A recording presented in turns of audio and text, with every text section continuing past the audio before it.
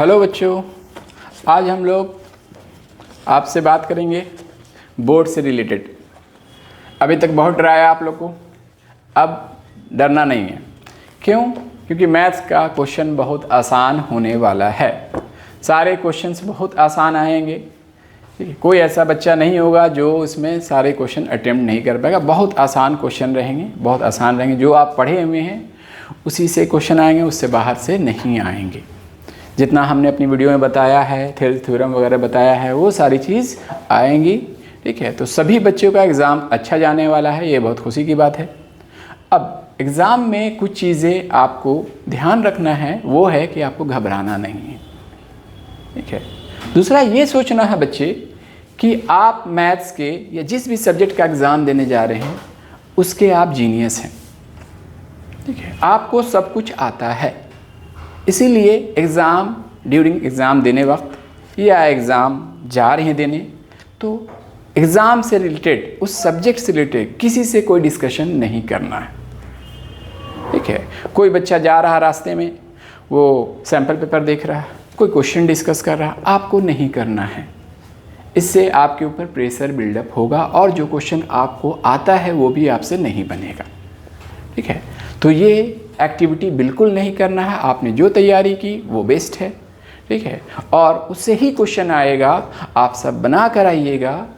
बस जाते टाइम जब स्कूल आप एग्ज़ाम सेंटर पर जाते हैं तो किसी से एग्ज़ाम से रिलेटेड कोई बातें नहीं करनी है, किसी से कोई ऐसा टॉक नहीं करना है जिससे आपका माइंड डिस्टर्ब हो। एकदम कूल रहना है, सुबह उठना है, प्रेयर कीजिए। ठीक है, अपने अपने अपने रिलीजन के हिसाब से प्रे कीजिए, है ना। पूजा करना है पूजा कीजिए, वो है ना। आपको नमाज़ पढ़ना है नमाज़ पढ़िए। जो भी आपका रिलीजन है, आप सुबह अर्ली उठकर फ्रेश होकर नहाकर और आप पूजा कर लीजिए। ठीक है, फ्रेश। और जब एग्ज़ाम घर से निकलिए एग्ज़ाम देने, तो एकदम कूल माइंड से जाइए। रास्ते में किसी तरह कोई डिस्कशन नहीं कीजिएगा। ठीक है, उससे आपको डिस्ट्रैक्शन होगा।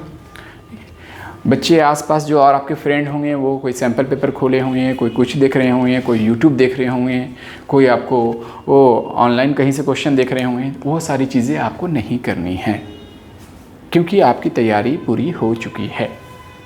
ठीक है, जब एग्ज़ाम हॉल में आप इंटर कीजिएगा, अपने आप को एकदम कूल रखिएगा। कोई भी आपसे डिस्कस करे, कोई बात करे, आपको एकदम नॉर्मल रहना है, किसी से ज़्यादा बात नहीं करना है। ठीक है, और घबराना नहीं है, डरना नहीं है, क्योंकि क्वेश्चन वही आएगा जो आप तैयारी किए हैं। कुछ पॉइंट मेरी बातें याद रखिएगा, वो जो मैं बता रहा हूँ। आपको जो 15 मिनट्स मिलेगा उसमें इंस्ट्रक्शन को अच्छे से पढ़ लेना है।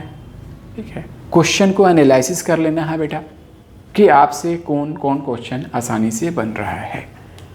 ठीक है, तो बी कूल एंड काम, एकदम कूल रहना है, आराम रिलैक्स रहना है, पैनिक नहीं होना है। ठीक है, reach the exam centre before time, ये वेरी इंपॉर्टेंट है। जहाँ भी आपका सेंटर पड़ा है वहाँ टाइम से पहले पहुँचिए, क्योंकि ट्रैफिक बहुत ज़्यादा होगा। ठीक है, तो ये सबसे पहली चीज़ है कि आपको एग्ज़ाम सेंटर पर टाइम से पहले पहुँचना है, उसके लिए घर से पहले निकलना होगा।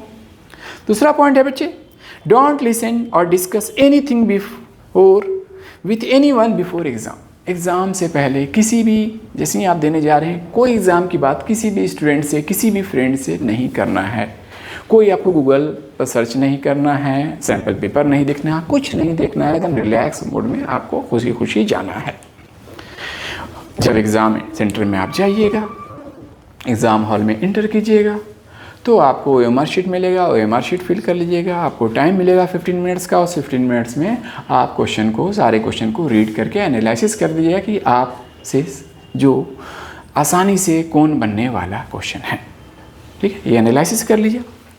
ठीक है, ये 15 मिनट्स में करना है। उसके बाद क्या करना है बच्चों, कि आप किसी भी सेक्शन से स्टार्ट कर सकते हैं। सेक्शन 5 सेक्शन होंगे, ABCD, आप किसी से चाहें तो आप स्टार्ट कर सकते हैं। बस जिस सेक्शन को स्टार्ट कीजिएगा उसका सारा क्वेश्चन उस सेक्शन में होना चाहिए। ऐसा नहीं कि एक क्वेश्चन दूसरे सेक्शन का, दूसरा क्वेश्चन किसी और सेक्शन का, ऐसा नहीं। सेक्शन आप अपनी मर्ज़ी से पहले आप स्टार्ट कर सकते हैं। अगर आपकी मर्ज़ी क्वेश्चन सेक्शन E का स्टार्ट करना तो सेक्शन E बना लीजिए, सेक्शन D बनाना है तो D बना लीजिए। कभी कभी क्या होता है, एक सेक्शन के सारे क्वेश्चन नहीं आ रहे हैं, तो जो क्वेश्चन आ रहे हैं वो बना लीजिए, है ना। उस सेक्शन के अंदर जो क्वेश्चन है उसको आगे पीछे हम लोग सफल कर सकते हैं। क्लियर। अब जो नहीं आ रहे हैं या तो उसके लिए स्पेस छोड़ दीजिए, या तो सारे सेक्शन बनाने के बाद लास्ट में जो क्वेश्चन छूट गया है उसका सेक्शन का नाम ऊपर में लिखकर उसको आप कर दीजिए। ये दो तरीका है आपके पास। ठीक। दूसरा चीज़, कभी कभी गलती हो जाती है, कोई चीज़ गलत लिखा गया उसको कट करना। तो कट करना है बच्चों तो एकदम नीट एंड क्लीन वे में कट करना है। बहुत सारे बच्चे ऐसे कर देते हैं, वैसे नहीं करना है। आपको सिंपली 2 स्ट्रेट लाइन उस पर कट देना, ठीक है। या ऐसे बहुत सारे ऐसे थोड़ा तिरछा काट देते हैं, इस तरह से आपको कट कर देना है। एक सेंटेंस को, एक वर्ड को करना है तो क्लियर। आपको पूरे पैराग्राफ को करना है तो ऐसे कर दीजिए, बस ये कट होना चाहिए। इससे कॉपी आपकी गंदी नहीं लगेगी, क्योंकि आपको आंसर का प्रेजेंटेशन बहुत मायने रखता है, आप कैसे कॉपी को प्रेजेंट करते हैं। नेक्स्ट पॉइंट है बच्चों, put final answer in box and cover care of unit, take care of unit. Final जो हर एक आंसर जो आप बनाएगा, उसका जो भी आपका आंसर आएगा उसको पेंसिल से उसको बॉक्स में घेरा कर देना है, और उसकी यूनिट का प्रॉपर ध्यान रखना है कि आपने यूनिट सही लिखा है या नहीं। क्लियर है। Answer objective with a option and answer. Objective का जो फर्स्ट 20 क्वेश्चन जो ऑब्जेक्टिव होगा उसका आंसर आप कैसे लिखिएगा वो देखिए। जैसे फर्स्ट ऑब्जेक्टिव बना रहे हैं तो आप आंसर 1, अब 1 का 4 ऑप्शन है A B C D, तो आंसर मान लीजिए C है, तो आप C जब लिखा है इसका C, तो सिर्फ C इसका ऑप्शन नंबर नहीं लिखना, उस C में क्या चीज़ दिया हुआ है, रियल नंबर दिया हुआ है, जो भी ऑप्शन में मेंशन किया हुआ है C में रियल नंबर, तो रियल नंबर लिख लेना है बच्चों, उस ऑप्शन को साथ में लिखना है, ये ध्यान रखना है। उसके बाद कोई भी क्वेश्चन छोड़ना नहीं है। कोई भी क्वेश्चन, अगर आपको क्वेश्चन नहीं आ रहा है, ठीक है, तो उसमें क्या क्या चीज़ गिवन है वो लिख दीजिए, डायग्राम बना लीजिए, उससे रिलेटेड जो फार्मूला यूज़ हो सकता है उस चैप्टर में, उस क्वेश्चन में वो लिख दीजिए, उससे रिलेटेड जो थ्योरम का लाइन आप ये याद है वो लिख दीजिए। इससे आपको कुछ ना कुछ मार्क्स मिल जाएगा, क्योंकि स्टेप मार्किंग होती है। ठीक है, नहीं आ रहा उसके बाद भी ये करना है बच्चों। क्लियर। अगला, अवॉइड ओवर प्रेजेंटेशन। कभी कभी बच्चे हो जाते हैं कि अब ऑब्जेक्टिव में है उसमें भी पूरा प्रोसेस लिख रहे हैं। ऑब्जेक्टिव में क्या प्रोसेस से लिखना है बच्चों, ऑब्जेक्टिव तो रफ में सॉल्व करना है, तो वहाँ प्रोसेस लिखना नहीं है। जितना शॉर्टकट यूज़ कर सकें ऑब्जेक्टिव में आपको यूज़ करना है। हाँ, जो 2 मार्क्स के हैं तो 2 मार्क्स में आपको रेडियस, जैसे एग्जांपल दिया हुआ radius of cylinder, height of cylinder, तो आपको सिर्फ फिगर बना देना है पेंसिल से और रेडियस लिख देना है। पूरा लिखना सेंटेंस में नहीं लिखने की ज़रूरत है कि radius of cylinder, height of cylinder, पूरा लिखने की ज़रूरत नहीं है। सिर्फ आपको शॉर्ट में लिखना है रेडियस और small r is equals to ये। ठीक है, लेकिन लॉन्ग क्वेश्चन में जो 5 मार्क्स के क्वेश्चन हैं, जो आपको 4 मार्क्स के क्वेश्चन हैं, इसमें आपको डिटेल लिखना है, क्योंकि उसमें अक्सर क्या होता है कि एक साथ 2 फिगर होता है। अब किसका रेडियस, दोनों फिगर का रेडियस लेना है, तो कौन रेडियस किसका है, इसलिए वहाँ पर डिटेल में लिखना होता है। ये चीज़ ध्यान रखना है ना। और अपने ऊपर कॉन्फिडेंस रखना है। कभी भी दूसरे से, आसपास या कोई भी बच्चे से ड्यूरिंग एग्जामिनेशन कोई भी डिस्कशन नहीं करना है, आंसर नहीं पूछना है, क्योंकि इससे क्या होगा कि आप जीनियस हैं, आपको सब कुछ आता है, बगल वाला हो सके आपको गलत कर दे, आपके कॉन्फिडेंस आपका लूज हो जाए। तो खुद पर कॉन्फिडेंस रखना है, आपने जो तैयारी की वो परफेक्ट है, ठीक, और हर बच्चे का मार्क्स अच्छा आएगा। ठीक, और एग्ज़ाम देने के बाद जब आप निकलिएगा तो भी उस सब्जेक्ट से रिलेटेड कोई डिस्कशन नहीं करना है बच्चों। ड्यूरिंग एग्ज़ाम कैसे आप टाइम मैनेज कीजिएगा वो देखिए, वो मैं आपको बता रहा हूँ। ठीक है, इस मेरे हिसाब से टाइम मैनेज कीजिएगा तो आपको रीचेकिंग करने के लिए भी टाइम बच जाएगा, रीचेकिंग करने के लिए भी आपका पास टाइम बच जाएगा। जैसे 5 सेक्शन होंगे, सेक्शन A, इसमें 20 क्वेश्चंस होंगे बच्चों। कितने क्वेश्चंस होंगे? 20 क्वेश्चंस होंगे। 1 मार्क्स का ईच क्वेश्चन होगा 20 मार्क्स, 20 क्वेश्चन 20 मार्क्स का होगा। तो इस 20 क्वेश्चन को करने के लिए आप मैक्सिमम 45 मिनट लीजिए। 45 मिनट से ज़्यादा आपको इसमें टाइम नहीं लगना चाहिए, क्योंकि ऑब्जेक्टिव है। सेक्शन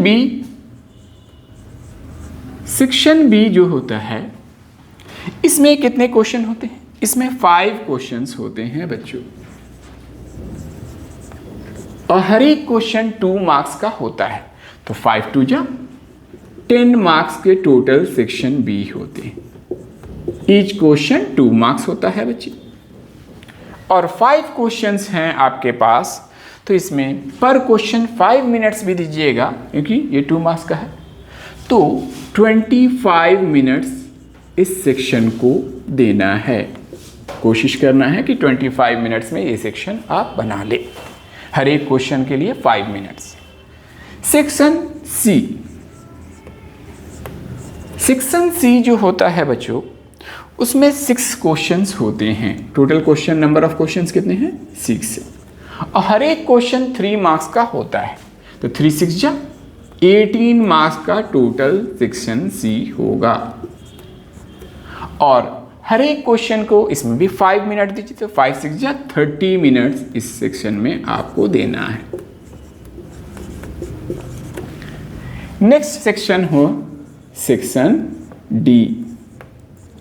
इस सेक्शन डी में कितने क्वेश्चन होते हैं बच्चों? 4 क्वेश्चंस होते हैं। नंबर ऑफ क्वेश्चंस कितने होते हैं? 4 क्वेश्चंस होते हैं। हर एक क्वेश्चन 5 मार्क्स का होता है। तो 5 4 जा 20 मार्क्स का होगा बच्चों, और ये 5 क्वेश्चन लेंदी होगा, लॉन्ग होगा।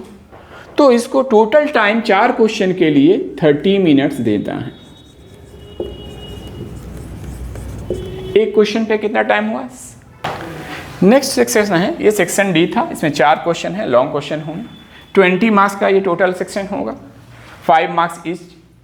तो इसमें 30 मिनट्स में ये 4 क्वेश्चन आपको कर लेना है। नेक्स्ट सेक्शन है सेक्शन ई।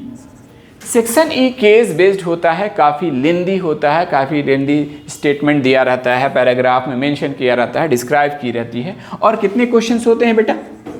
3 क्वेश्चंस होते हैं। हर एक क्वेश्चन 4 मार्क्स का होता है। तो 4 3 जा टोटल 12 मार्क्स। 12 मार्क्स का सेक्शन ई होगा, लेकिन ये काफ़ी लेंदी होता है, काफ़ी टाइम टेकन होता है। तो इसमें ईच क्वेश्चन 10 मिनट लगेगा। तो 3 क्वेश्चन है, 30 मिनट्स इस सेक्शन को आप दीजिए। 30 मिनट्स में 3 क्वेश्चन सेक्शन ई का कर लेना, ठीक है। अब देखिए बच्चों, टोटल नंबर ऑफ क्वेश्चंस यहां कितने हुए? 38 क्वेश्चंस हुए टोटल नंबर ऑफ क्वेश्चंस, ठीक है। टोटल मार्क्स कितने हुए बच्चों? 80 मार्क्स हुआ। फुल मार्क्स टोटल 80 मार्क्स हुआ। टोटल टाइम कितना लगा बच्चों? देख लीजिए 160 मिनट्स। 160 मिनट में आपने पेपर कंप्लीट कर लिया। टोटल टाइम दिया जाता है 3 आवर्स, मतलब 180 मिनट्स। 20 मिनट्स अभी भी आपके पास बचा हुआ है, और इसी 20 मिनट्स का काफ़ी यूज़ होगा बच्चों। ये 20 मिनट्स आपको 5 से 10 मार्क्स आपका बढ़ा देगा। वो कैसे? इस 20 मिनट्स में आपको करना क्या है बच्चों? रीचेकिंग करना है। ये जो 20 मिनट्स आपके पास बचा है, इसमें जो आपने बनाया है उन सारे आंसर को रीचेक करना है। रीचेक करना, यूनिट चेक करना है, फॉर्मूला चेक करना है, कैलकुलेशन चेक करना है, आपका आंसर नंबरिंग चेक करना है कि आपने प्रॉपर आंसर नंबर लिखा है या नहीं। ये सारी चीज़ें करना है, क्योंकि ये सब गलती से हो जाता है, इंसान करना नहीं चाहता है, सिली मिस्टेक्स इसे कहते हैं। 2 into 3 5 हो जाता है एग्ज़ाम में, लेकिन 2 into 3 एक्चुअल में 6 होता है बच्चों।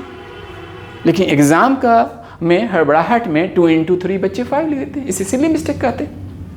आता है आपको, लेकिन उसके बाद भी कुछ कुछ मिस्टेक्स हो जाता है। जैसे एरिया के यूनिट स्क्वायर यूनिट होता है, आप गलती से यूनिट सिर्फ लिख दिया, तो ये सब मिस्टेक्स कब होगा, जब आप रीचेक कीजिएगा तो आप चीज़ों को पकड़ पाइए कि कहाँ मेरा सिली मिस्टेक्स हुआ है। जितने डायग्राम है वो सब पेंसिल से बनाना है, ये सब ध्यान रखिएगा।